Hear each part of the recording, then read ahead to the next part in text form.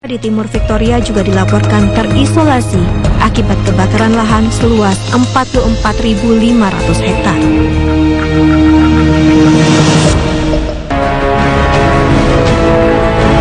Lain Australia, lain pula belahan Eropa.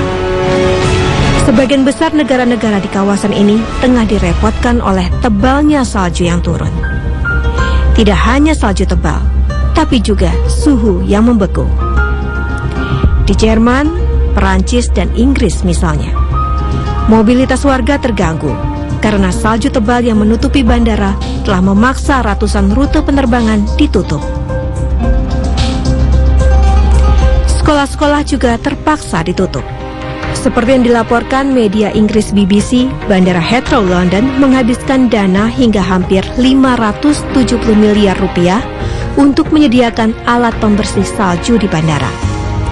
Sementara Bandara Frankfurt, Jerman, terpaksa harus membatalkan 325 penerbangan yang menuju dan keluar Frankfurt. Hal serupa juga terjadi di Perancis. Di Wina, Austria, salju sudah mengakibatkan kecelakaan kereta api. Tebalnya salju dan ekstrimnya suhu beku juga dialami oleh penduduk di daratan China. Suhu udara di China dianggap mencapai titik terendah dalam 3 dekade terakhir. Menurut Badan Meteorologi China, sejak November lalu, negeri tirai bambu ini telah menghadapi suhu udara rata-rata minus 3,8 derajat Celcius, atau lebih rendah 1,3 derajat Celcius dibanding periode yang sama tahun sebelumnya.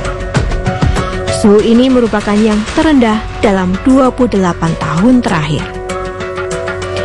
Suhu di wilayah timur laut China bahkan dilaporkan lebih rendah, yaitu mencapai minus 15,3 derajat Celcius atau lebih rendah 3,7 derajat dari suhu rata-rata sebelumnya yang merupakan suhu terendah dalam 43 tahun terakhir.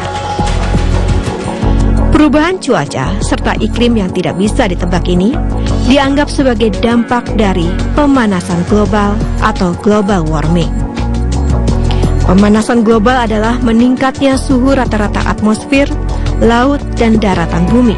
Menurut Intergovernmental Panel on Climate Change atau IPCC, peningkatan suhu global sejak pertengahan abad ke-20 disebabkan oleh meningkatnya konsentrasi gas-gas rumah kaca akibat aktivitas manusia.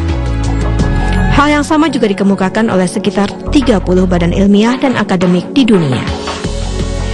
Meski masih ada pihak yang meragukannya, tetapi tingginya polusi, berkurangnya hutan dunia, dan penggunaan beberapa gas-gas dalam kehidupan manusia telah melubangi lapisan ozon yang selama ini menjadi pelindung bumi dari panasnya sinar matahari.